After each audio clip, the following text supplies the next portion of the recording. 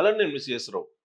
అధికారంలో ఉన్నటువంటి వాళ్ళు ఏదైనా సమస్య వస్తే లేదా సమస్య తారసపడితే దాన్ని పరిష్కరించాలి. ఆ బాధ్యతను కూడా వాళ్ళే తీసుకోవాలి. ఏ విధంగా అది పరిష్కారం అవుతుందో కూడా పరిశీలించాలి, అధ్యయనం చేయాలి.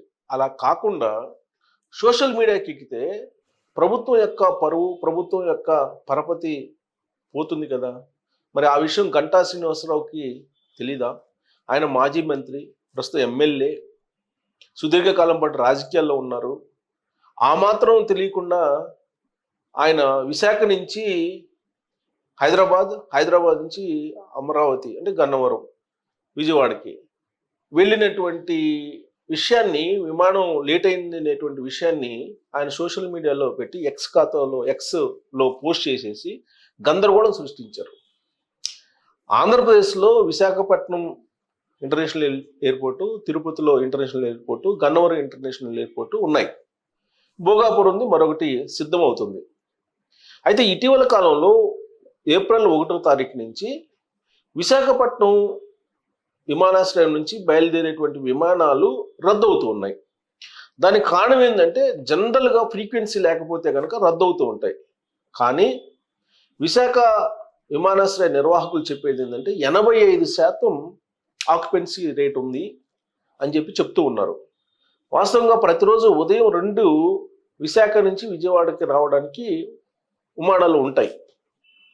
ఈ మధ్యకాలంలో అవి సక్రమంగా నడవట్లేదు, కొన్ని రద్దు చేశారని అంటున్నారు.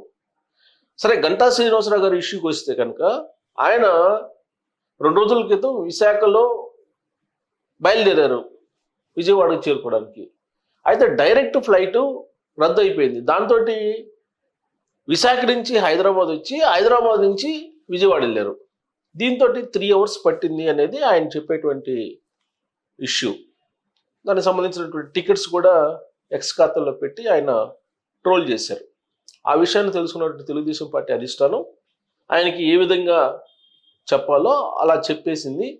ఒక రకంగా చెప్పాలంటే మందలించింది అని తెలుస్తుంది. ఎందుకంటే బాధ్యతాయుతమైనటువంటి పొలిటీషియన్గా ఉంటూ, పైగా ప్రభుత్వం తెలుగుదేశం పార్టీ కూటమి ప్రభుత్వం ఉంది, పరిష్కారం ఏంటి అనేది ఎతకాల్సినటువంటి ఎమ్మెల్యే దాన్ని రాద్ధాంతం చేయటం ఏంటి అనేటువంటిది బహుశా ఆ కోణం నుంచి తెలుగుదేశం పార్టీ అధిష్టానం ఆయన్ని మందలించి ఉండవచ్చు.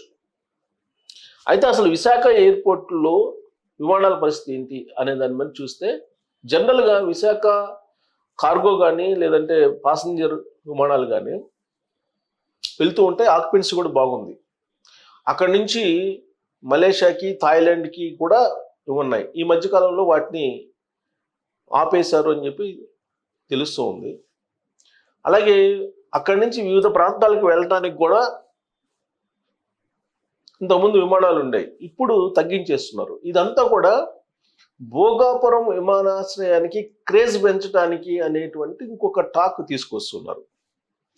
బహుశా దాంట్లో నిజం ఉండకపోవచ్చు. ఎందుకంటే భోగాపురం విమానాశ్రయం అనేది 2026లో పూర్తవుతుంది, ఇంటర్నేషనల్ ఎయిర్పోర్ట్.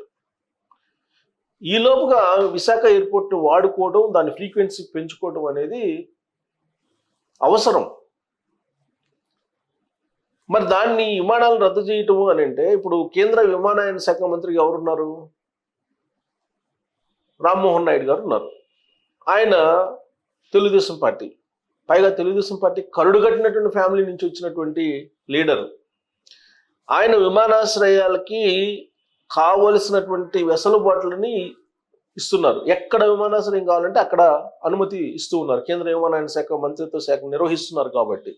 అందుకే ఆంధ్రప్రదేశ్లో నెల్లూరులో ఒక ఎయిర్పోర్టు, ఒంగోలులో ఎయిర్పోర్టు, గ్రీన్ఫీల్డ్ ఎయిర్పోర్ట్లు వస్తూ ఉన్నాయి.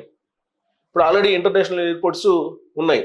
అక్కడ గన్నవరం ఉంది, అలాగే భోగాపురం రెడీ అవుతుంది, విశాఖ ఉంది. కొత్తగా ఇప్పుడు మళ్ళా అమరావతిలో 5,000 ఎకరాల విస్తీర్ణంలో ఇంటర్నేషనల్ ఎయిర్పోర్ట్ని ఏర్పాటు చేయడానికి కూడా ఆయన గ్రీన్ సిగ్నల్ ఇచ్చేశారు. అంతేకాదు, ఉడాన్ కేఫ్ అనేటువంటి పథకం కింద, కేంద్ర ప్రభుత్వం పథకం కింద విమానాశ్రయాల్లో అత్యధిక రేట్లకి కాఫీలు, టీలు, టిఫిన్లు అమ్ముతున్నారని ఆయన ఆ పథకం కింద కాఫీలు, టీలు 20 రూపాయలకు అందించేటువంటి కార్యక్రమాన్ని కూడా విశాఖపట్నం ఎయిర్పోర్ట్లో ఆయన ఏర్పాటు చేశారు. మరి ఇంత చేస్తున్నటువంటి రామ్మోహన్ నాయుడు గారికి విశాఖ నుంచి విమానాలను ఎందుకు రద్దు చేస్తూ ఉన్నారు, ఎందుకు రద్దు అవుతున్నాయి? యాక్చువల్గా ప్రైవేట్ ఎయిర్లైన్స్ అండి, ఎయిర్ ఇండియా తప్ప, ఎయిర్ ఇండియా కూడా ఇప్పుడు ఇచ్చేశారు ఇండియన్ ఎయిర్లైన్స్, అది కూడా టాటా వాళ్ళు ఈ మధ్యగా తీసుకున్నారు. సో ప్రైవేట్ నిర్వహణ ఉంది, వాళ్ళు ఆక్యుపెన్సీకి సరిపడా ఉంటేనే విమానాలు నడుపుతారు, లేదంటే రద్దు చేస్తారండి ఇమీడియట్గా రద్దు చేయటము, లేదంటే టైంని మార్చడమో చేస్తూ ఉంటారు. ఇక గంటా శ్రీనివాసరావు గారి విషయానికి వచ్చేటప్పటికి ఆయన 4 గంటలు 5 గంటలు ఎయిర్పోర్ట్లో ఉండి వచ్చే బదులు విశాఖ నుంచి రోడ్డు మార్గం కూడా రావచ్చు, అంత ఒకవేళ రిస్క్ తీసుకున్నాను అని ఫీల్ అయితే.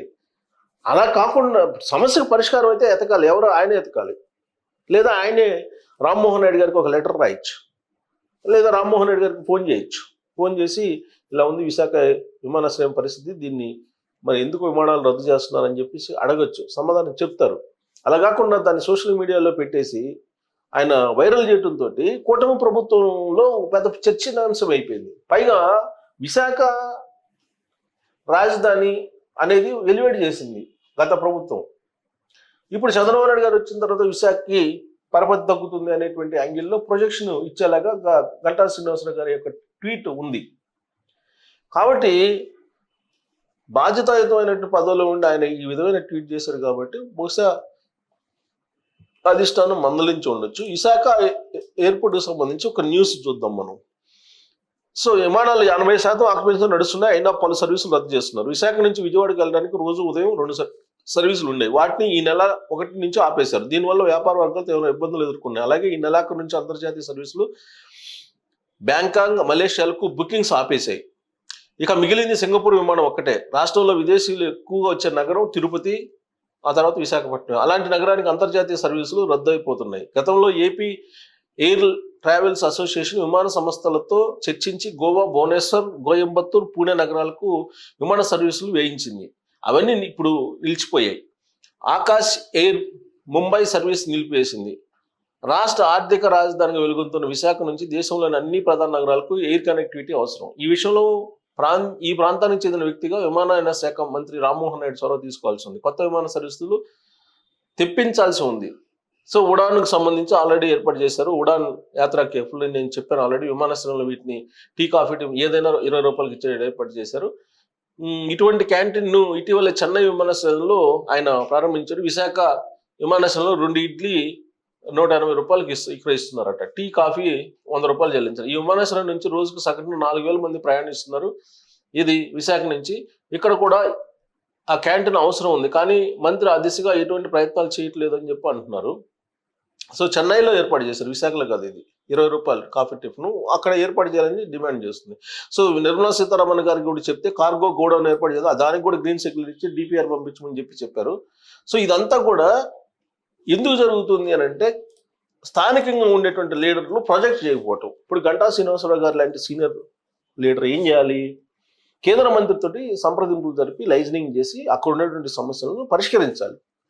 అది వదిలిపెట్టి సమస్యని మరింత ఎలివేట్ చేసి దాన్ని రాజకీయ కోణం నుంచి తీసుకెళ్లేటువంటి ప్రయత్నం ఆయన చేయడం అనేది ఇప్పుడు ఒక పెద్ద చర్చనీయాంశమైంది. మరి ఆయన అలాంటి ప్రయత్నం చేయడం అనేది మీరు ఎలా చూస్తారు? దీని మీద కామెంట్ చేయొచ్చు. Thank you.